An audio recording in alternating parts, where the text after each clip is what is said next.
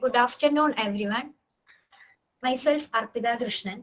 I pursued my LLB from Government Law College, Kozhikode in 2019 and completed my LLM from CUSAT.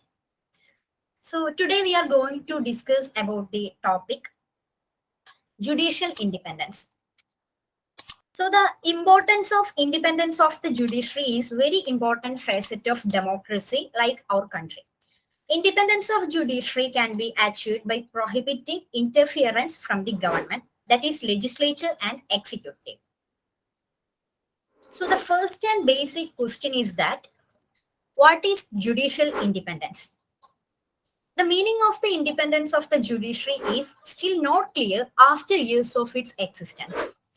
Our constitution, by the way of the provisions, just talks of the independence of the judiciary, but it's nowhere defined what actually is the independence of judiciary. So the independence of judiciary is the independence of the exercise of the functions by the judges in an unbiased manner, that is free from any external factor. So the independence of the judiciary can be understood as the independence of the institution of the judiciary and also the independence of the judges, which forms a part of the judiciary. So the court should not have influence on the other branches of the government. So the importance of judicial independence are: first is to safeguard for the rights and privileges and prevents executive and legislative encroachment upon those rights. And the second is for the foundation for the rule of law and democracy. And third is for the courts and its officers are free from inappropriate intervention in the judiciary's affairs. And fourth is judiciary can safeguard people's rights and freedoms, which ensure equal protection for all, etc. The basic need for the independence of the judiciary are: first one, to check the functioning of the organs.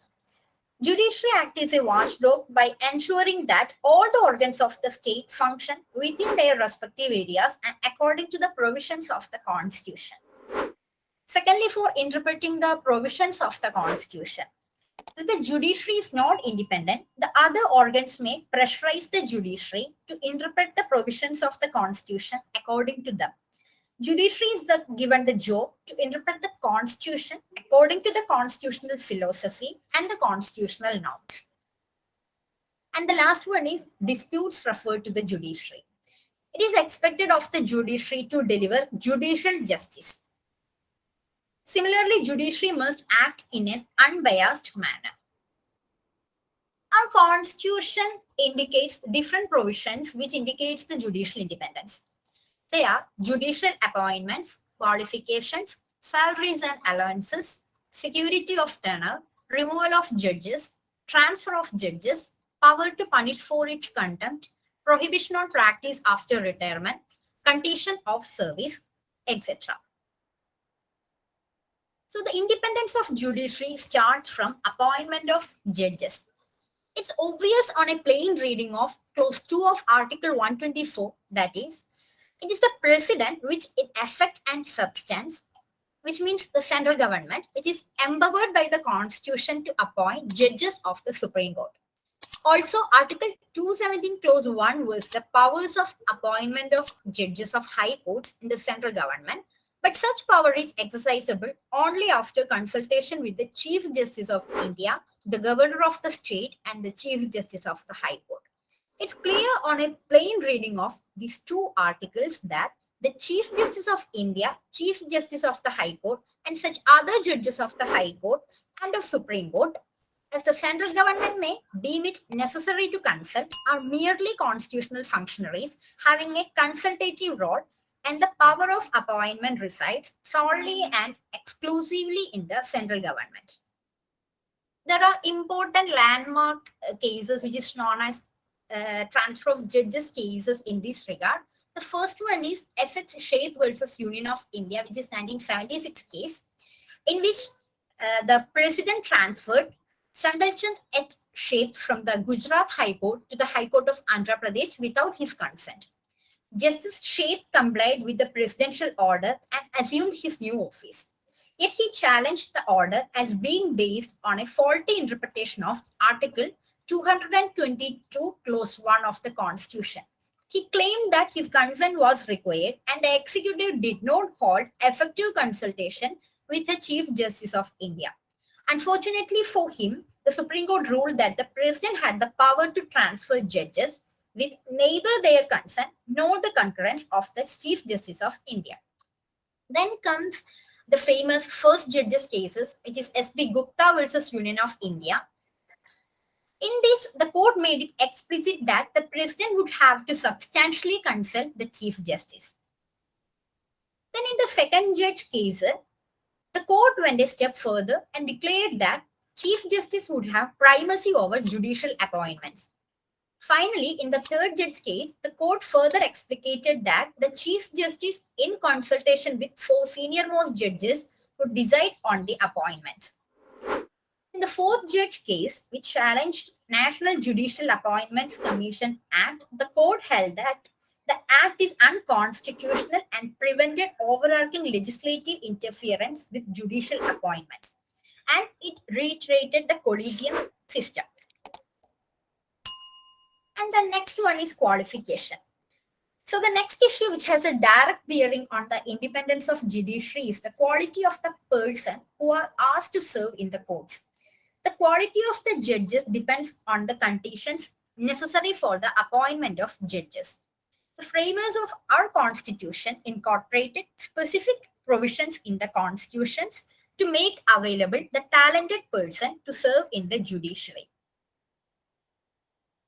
Hence, to appoint a person as judge of the Supreme Court, he should be a citizen of India and has been for at least 5 years a judge of a high court or of two or more such court in succession. And the third one is has been for at least 10 years an advocate of a high court or of two or more such courts in succession. And last one is in the opinion of the president should be a distinguished jurist. The qualification of a high court judge is set out in Article 217, Clause 2. The first one is he should be a citizen of India and has for at least 10 years held a judicial office in the territory of India or has for at least 10 years been an advocate of a high court or of two or more such courts in succession. And the next one is salary and allowances. The Government of India Order 1937 fixed the salary of Chief Justice of India and other judges in the Federal Court.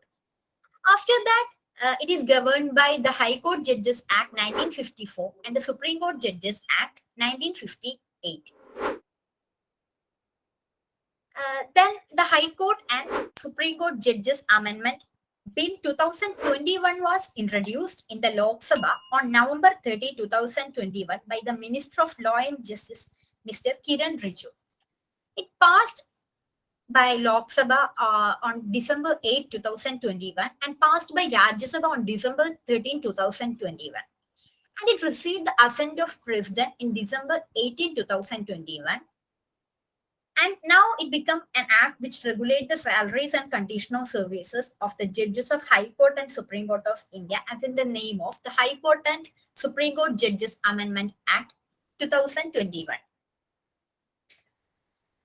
And the salaries and allowances are charged on the Consolidated Fund of India in the case of Supreme Court judges and the Consolidated Fund of State in the case of High Court judges. Article 112, Clause 3, Clause D, Clause 1 of the Constitution required that budget shall contain a provision for payment of salaries and allowances and pensions to judges of the Supreme Court, and Article 202, Clause 3, Clause D deals with the salaries and allowances of High Court. And the next one is security of tenure. The independence of the judiciary depends to a great extent on the security of tenure of judges. If judge's tenure is uncertain, it would be difficult for him to perform his onerous duties of his office without fear or favor. Although the Constitution of India does not provide for life tenure, the existing provision of 65 years in effect amounts to nearly the same. A retiring age of 65 by Indian standards is very high considering the average span of life in India and also the average fitness of person for work in old age. Moreover, a retired judge, according to Article 128, may be reappointed as a judge by the Chief Justice of India with the consent of the President. The judges of the Supreme Court retires at the age of 65 years, whereas the age of retirement of High Court judges is fixed at 62 years. Formerly, the age of retirement of a High Court judge was 60 years. Clause 2 of Article 124 provides that a judge of the Supreme Court shall hold office until he attains the age of 65 years. A judge may, however, resign his office by writing under his hand addressed to the President. As regards the determination of the age of a judge of the Supreme Court, Article 124, Clause 2A confers power of the Parliament to enact a law for the purpose, while Article 217, Clause 3 confers powers on the President in consultation with the Chief Justice of India to determine any question as to the age of a judge of a High Court. So these are the outcome of the 15th Constitutional Amendment. Then the next is removal of judges. In India, both the Supreme Court and High Court judges are removable under Article 124, Clause 4 and 217 on proved misbehavior or incapacity after an impeachment motion passed by each house supported by a stipulated majority. In India, a judge may be removed from his office by an order of President. The Judges Inquiry Act 1968 prescribes procedure for removal of judge of the Supreme Court or High Court, which can be initiated only if a notice of motion for presenting an address to President praying for his removal, signed by not less than 100 members of the House of the People or 50 members of the Council of State, is given to the Speaker or Chairman. The Speaker or Chairman is empowered to either admit or refuse to admit the motion. If the Speaker or Chairman admits the motion, he may constitute a committee of 3 members, of whom one shall be from among the Chief Justice and other judges of the Supreme Court, one from the Chief Justice of the High Courts, and a distinguished jurist. The high-powered committee shall investigate and frame charges against the judge. The copies of charges, along with the grounds on these charges, are sent to the judge concerned so that he may get detailed information of all the allegations against him. After this, he is given a reasonable opportunity of presenting a written statement of defense within such time as may be specified in this behalf by the committee. Where the reports of the committee contain the finding that the judge is guilty of any misbehavior or suffers from any physical or mental incapacity, then the motion is taken up for consideration by the House together with the report of the committee. It is in this situation and in this manner that the parliamentary part of the process of the removal of a judge commences, requiring the House to consider the motion for removal of the judge. And the next one is transfer of judges. Article 222, Clause 1 empowers the President, after consultation with Chief Justice of India, transfer a judges from one High Court to another. The Constitution makes provisions for granting compensatory allowances when a judge is transferred from one High Court to another. The power of transfer of a judge is vested with the President is not absolute. He takes into consideration 2 things. The first one is public interest, and the second one is effective consultation with Chief Justice of India. The question of transfer of a judge from one High Court to another has raised controversies from time to time, which we already discussed in judges transfer cases. And the next one is power to punish for its contempt. The constitutional scheme of India is based upon the idea of rule of law. The purpose of punishing contempt of court is not to protect the dignity of the court, but of the process of justice itself. Contempt of court can refer to both civil and criminal contempt. It finds a place in the Indian Constitution under Article 19, Clause 2, 129 and 250. According to Article 19, Clause 2 of the Constitution, contempt of court is one of the grounds on which the state can legislate to place reasonable restrictions on freedom of speech. The primary legislation dealing with contempt is the Contempt of Courts Act 1971. The The Act does not prohibit an individual to make a complaint against the presiding officer of the subordinate court if it is made in good faith and for the public interest. The subordinate courts are bound to follow the orders of the High Court.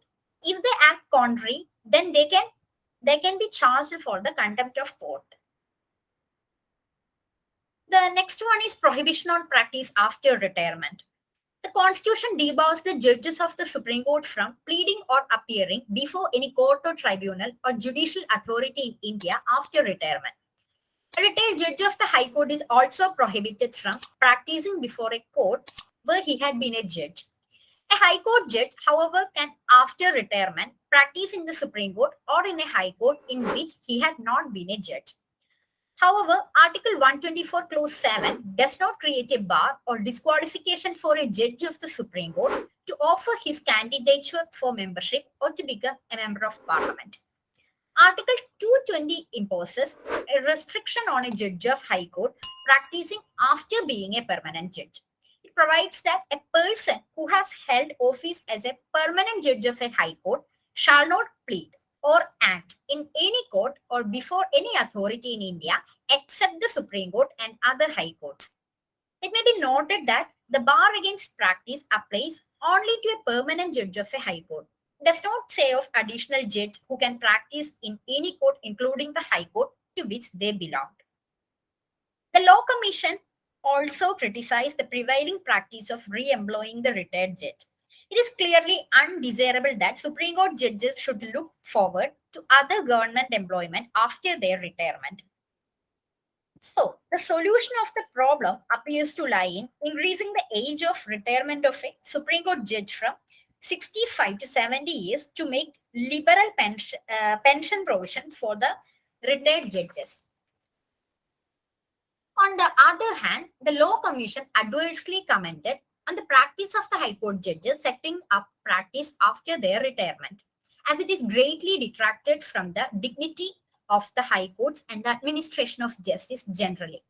Therefore, the Law Commission suggested that the retirement age of the High Court judges be extended from 60 to 65 years and a total ban on imposed on a retired High Court judges resuming practice in any court.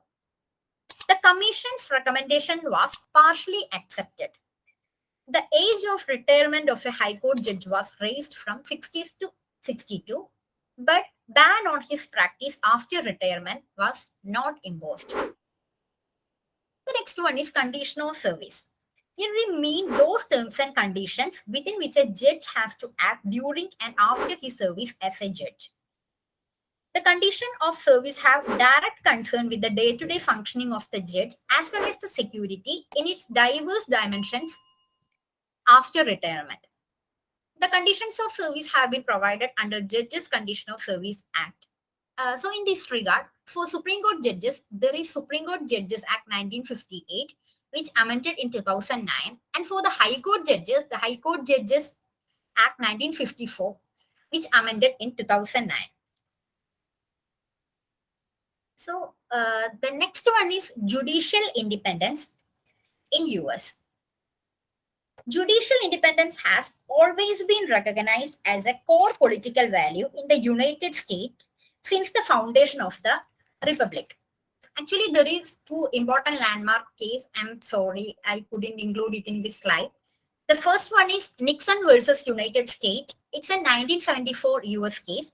In this, Nixon, the president of US, was ordered by a federal district court judge to produce tapes of conversation to aid in the prosecution of a pending criminal case in which he was named as an unindicated co-conspirator. The president resisted the subpoena, which means a writ ordering a person to attend a court, asserting both the doctrine of separation of powers and the need for confidentiality of high-level communication. The district court rejected the president's claims of absolute executive privilege, and the United States Supreme Court unanimously affirmed that holding. The Supreme Court held that the president must respond to the order of the district court. Then, since the case of Marbury versus Madison has came to be considered a duty of every judge in US to treat as void any enactment which violates the Constitution. In US, according to Article 3 of the US Constitution, which was the judicial power of the United States in federal judges who shall hold their office during good behavior and shall at stated times receive for their service compensation which shall not be diminished during their continuance in office. So the tenure during good behavior essentially means life tenure. And the next one is compensation. Federal judges are paid exceedingly well, and the salaries of federal justice are in the top percentile of all salaries in the United States. Being highly paid, incidents of corruption in the judiciary are very slim, and independence is maintained as judges seldom feel the need to line their pockets in addition to the handsome salary and the prestige they have already earned with their own perseverance. And the next one is self administration. The Judicial Conference of the United States, which is the national administrative governing body of the US federal court system, is perhaps the foremost mechanism of ensuring judicial independence in the country. It composed of 26 federal judges and Chief Justice of the United States, who is the presiding officer. The function of the conference is to study the workings of different courts, their budgets, workload, and matters concerning the good conduct of judges. Then appointments. The president shall nominate and by in with the advice and consent of the Senate shall appoint judges of the Supreme Court and or other officers of the United States. Then judicial discipline and removal. The grounds for impeachment are treason, bribery, or other high crimes and misdemeanors. And judicial independence in UK. These are provided in Constitutional Reforms Act 2005. UK is also another great democracy which values the fundamental requirement of an impartial judiciary, which is secured by the rigorous application of the rule of law, the bedrock of any modern democratic society. Prior to the Constitutional Reforms Act of 2005, judicial appointments were made after appropriate enquiry on the recommendation of the Lord Chancellor. Article 3 of Constitutional Reforms Act 2005 clearly indicates the guarantee of continued judicial independence. Article 25 deals with qualification for appointment, 32 deals with oath of allegiance and judicial oath, 33 deals with tenure, 34 with salaries and allowances, and 35 with resignation and retirement. Qualification for appointment are candidates should have already served in the Superior Judiciary Department for more than 2 years and once worked as a judge in the Junior Subordinate Court and worked as a barrister for more than 15 years. A person who is appointed as a judge of the Supreme Court must, as soon as may be after accepting the office, taking the required oaths in the presence of the president, or if there is no president, then the deputy president, or if there is no president and no deputy president, then to the senior ordinary judge. A judge of the Supreme Court holds that office during good behavior, but may be removed from it on the address of both houses of parliament. And the salaries and allowance of the judge of the Supreme Court is to be determined by the Lord Chancellor with the agreement of the Treasury. Salaries are payable to be charged on and paid out of the consolidated fund of the UK. Any allowance determined by the Lord Chancellor with the agreement of the Treasury may be paid to a judge of the court out of money provided by Parliament. Then a judge of the Supreme Court may at any time resign the office by giving the Lord Chancellor notice in writing to that effect. The president or deputy president of the court may at any time resign that office by giving the Lord Chancellor notice in writing to that effect. Then we can move on to the question and answer session. The first question is, what's the maximum number of judges of the Supreme Court of India, including the Chief Justice? So the answer is 34. With a huge backlog of cases in the Supreme Court, the government had recently increased the strength of its judges from 31 to 34, including the Chief Justice of India. The next question is, Atkins versus United States is related to which clause? Actually, this is a 1977 case. It's related to the compensation clause. In this case, it is alleged that inflation had effectively diminished the judge's compensation in violation of the compensation clause. And the next question is match the following. So we already discussed about this. So the answer is option A. Article 3 deals with the guarantee of continued judicial independence. 25 deals with qualification for appointment. 33 deals with tenure, and 35 deals with resignation and retirement. The next question is, arrange the following cases in sequence in which they occur using codes given below. We already aware of the transfer of judges case, but the actual name we should memorize. So the answer is option B. The first case is S.H. Shade versus Union of India. Then first judge case S.P. Gupta versus Union of India. Then second judge case Supreme Court Advocates on Record Association versus Union of India. Then Injury Presidential Reference, and the fourth case is the Supreme Court Advocates on Record Association and another versus Union of India. And the last question is, the freedom of the press and independence of the judiciary are two of the most important indices of democracy in a country. So it is essential to preserve both. Liable press and subservient judiciary are the first step in the process of extinguishment of democratic lives. These are the wordings of whom? So the answer is Justice H.R. Genna. In his article, Freedom of Expression with particular reference to freedom of the media, he said this. So I'm moving on to the conclusion. So in recent times, the judiciary has had to face a lot of criticism due to the cases they give more priority to, and also the post-retirement stint of the judges. So this shows that there is work needed to be done in the functioning of the justice system. There are some case laws. I'm not going through that. And a few suggestions are, the salaries given to the judges in India, okay, it's good, but they are less as compared to the other countries. So it makes a strong reason why the judges look for post-retirement jobs. And many times it's seen that highly influential cases are given more priority than the cases which are of a social cause and are really necessary to be heard. And the reason this might be happening is the low strength of the judiciary. So increasing the strength of judiciary can help in solving influential as well as genuinely urgent cases. And there is a need to impose a law that ensures that the judges do not get post-retirement jobs. This will ensure a little discipline and reliability in the working of the courts. So I'm winding up with this session.